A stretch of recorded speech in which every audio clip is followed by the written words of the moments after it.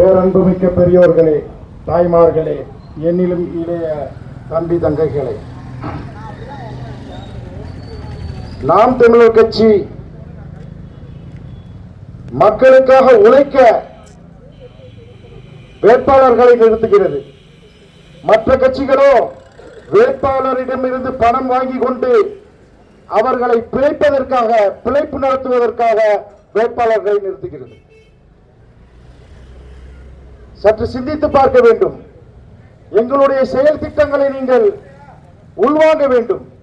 பெற்றுக் கொடுங்கள் பிள்ளைகளை, கற்றுக் கொடுக்கிறோம் நாங்கள். பிள்ளைகள் வீட்டில் செல்வங்கள் அல்ல, இந்த நாட்டின் செல்வங்கள். ஆரம்ப கல்வி முதல் ஆராய்ச்சி கல்வி வரை உலக தரத்திற்கு இலவசம். இப்ப நீங்க சொல்லலாம், இப்போ தானே இலவசமா இருக்கு.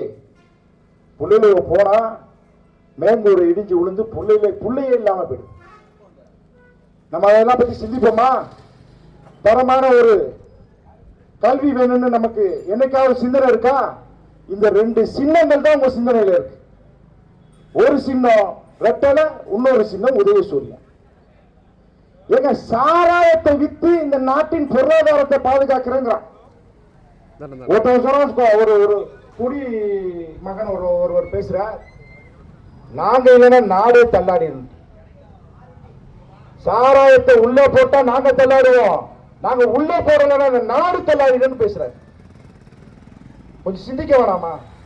இந்த சாராயத்தால் வரக்கூடிய ஆண்டொன்றுக்கு வருமானம் 50,000 கோடி. சரிங்க, இந்த 50,000 கோடி அரசுக்கு வருமானம் வருது. இந்த சாராயத்தை தயார் செய்கிற, உற்பத்தி செய்கிற உற்பத்தியாளர் யார்? யாராவது கேட்டு இருக்கமா? யோசிச்சு இருக்கமா? இல்லையே. உற்பத்தியாளர் யார்? இந்த ஆட்சியாளர்கள் தான். திராவிட முன்னேற்ற கழகம் ஒரு ஆலையை நடத்துகிறது, அண்ணா திராவிட முன்னேற்ற கழகம் ஒரு ஆலையை நடத்துகிறது. ரெண்டு பேரும் சரக்கு எடுத்து மாத்தி மாத்தி விற்பான். இப்ப நமக்கு, அதாவது அரசுக்கு 50,000 கோடினா, இந்த உற்பத்தி பண்ற இந்த ஆட்சியாளர்களின் வருமானம் எத்தனை ஆயிரம் கோடி இருக்கு ஆண்டுக்கு? அத்தனை ஆயிரம் கோடியை வச்சு அவர்கள் என்ன செய்கிறார்கள்? உல்லாச வாழ்க்கை வாழ்கிறார்கள். ஐயா, கொஞ்சம் சிந்திச்சு பாருங்க. ஒரு சாராய கடை பள்ளிக்கூடத்துக்கு பக்கத்துல இருக்குங்க. பிள்ளைகள் படிக்கிற பள்ளிக்கூடங்களுக்கு பக்கத்துல இருக்கு, மசூதிக்கு பக்கத்துல இருக்கு, கோயில்களுக்கு பக்கத்துல இருக்குது. நாங்க போய் போராடுறோம். நாம் தமிழர் கட்சிகள் பிள்ளைகள் போய் போராடுது. பெரிய பெரிய தடியை வைத்து, போலீஸை வைத்து அடக்குமுறை செய்து, அடித்து ஒழித்து, பெண் பிள்ளை என்று கூட பார்க்காமல் மாறாப்பை படித்து இருக்கிறது இந்த போலீஸ். இந்த போலீஸ் யாருடைய கட்டுப்பாட்டில் இருக்கு? இந்த சாராய வியாபாரியான இந்த ஆட்சியாளர்களுடைய கட்டுப்பாட்டில் இருக்கு. நம்மளை அடிக்குது, உழைக்குது. சாராய பாட்டலுக்கு கொடுக்கிற பாதுகாப்பு மனுஷனுக்கு கொடுக்கலங்க. மனுஷனை தெருவில் போட்டு அடிக்குது. ஆனா நம்ம என்ன செய்யறோம்? அவனுக்கு மீண்டும் மீண்டும் மீண்டும் மீண்டும் வாக்களித்து 70 ஆண்டுகளை ஆள வச்சு பார்த்துக்கிட்டு இருக்கிறோம். அவன் நம்மளை ஆள்கிறான், நல்லா வாழ்கிறான், நம்மளிடம் வாக்கு வாங்கி வெற்றி பெறுகிறான். ஆனா மக்களாகிய நாம் தோற்று போகிறோம். ஒவ்வொரு முறையும் தோற்று போகிறோம்.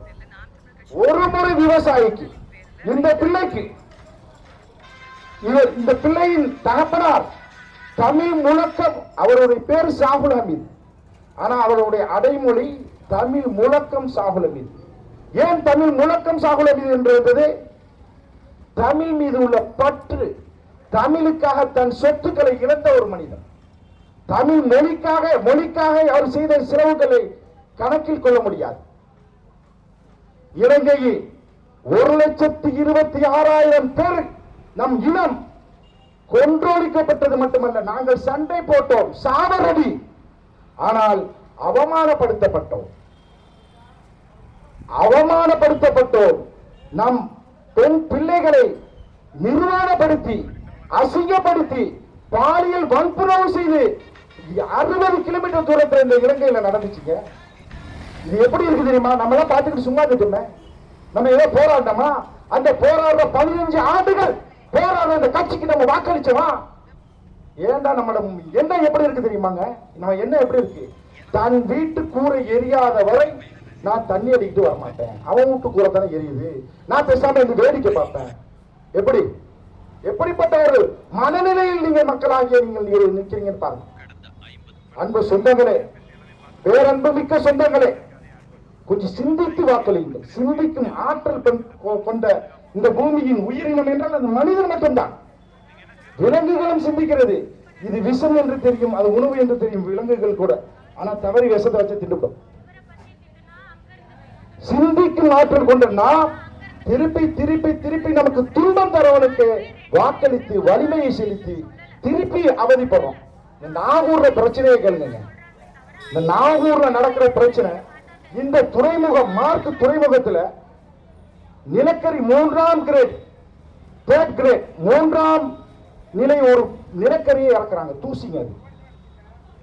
அந்த நிலக்கரியை பாதுகாப்பான முறையில் இறக்கிற இவர்கள் இந்த கார்பரேட் நிறுவனம் அது பறக்குது பாருங்க. இந்த மனாராக்கள், கட்டடங்கள், வீடுகள் எங்க பார்த்தாலும் நிலக்கரி சூழ்ந்தது.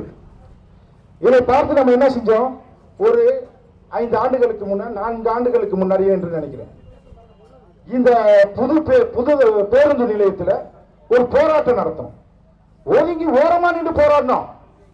யாருக்கும் இடையூறு செய்யவில்லை. என் அன்பு மக்களை நன்றாக சிந்திக்க வேண்டும். யாருக்கும் இடையூறு செய்யவில்லை. ஓரமாக நின்று ஒரு மக்கள் கூடி நம் பிரச்சனை, எங்களுக்கு கண்ணு எரிகிறது, மூச்சு திணறல் ஏற்படுகிறது, முதியோர்கள் இதனால் இறந்து போய்விடுகிறார்கள், அவர்களை பாதுகாக்க முடியவில்லை, இங்கு மருத்துவமும் சரியில்லை என்று போராடிய நம்மளை அடித்து உதைத்து சிறைப்படுத்தி நம் மீது வழக்கு போட்டு அதில் சீமானவன் மீது வழக்கு அவரும் ஆதரவு தெரிவித்தார் என்பதற்காக முன்னாள் சட்டமன்ற உறுப்பினர் நிஜாமுதீன் மீது வழக்கு. தேச துரோகம். எப்படியாப்பட்டவர்களுக்கு நம்ம வாக்கு அளிக்கிறோம்? இது இந்த நிலக்கரி பறக்குது, எங்களுக்கு மூச்சு விட முடியல அப்படிங்கிறதுக்காக தேச துரோக வழக்கை போட்டு அவர்களை நடையா நடக்க வைத்தவர்கள் இந்த ஆட்சியாளர்கள். நம்ம போட்டு வாக்கு போட்டோம்ல அந்த ஆட்சியாளர்கள். சற்று சிந்தித்து பாருங்கள் என் அன்பு சொந்தங்களே. உங்களுக்கு எல்லாமே விலக்கி சொல்லிக் கொண்டு இருக்கிறோம். என்னை விட எங்கள் அண்ணன் செந்தமிழன் சீமான் சொல்லிக் கொண்டு இருக்கிறார். பேரன்புமிக்க பெரியோர்களே, தாய்மார்களே, உங்களுடைய வாக்கை விவசாயி சின்னத்தில் போட்டு வருங்கால தலைமுறைக்கு வாழ்க்கை அளியுங்கள் என்று சொல்லி விடைபெறுகிறேன். நாம் தமிழர், இனம் ஒன்றாவோம், இலக்கை வென்றாவோம். இலக்கு ஒன்றுதான் இந்த இனத்தின் விடுதலை. நாம் தமிழர்.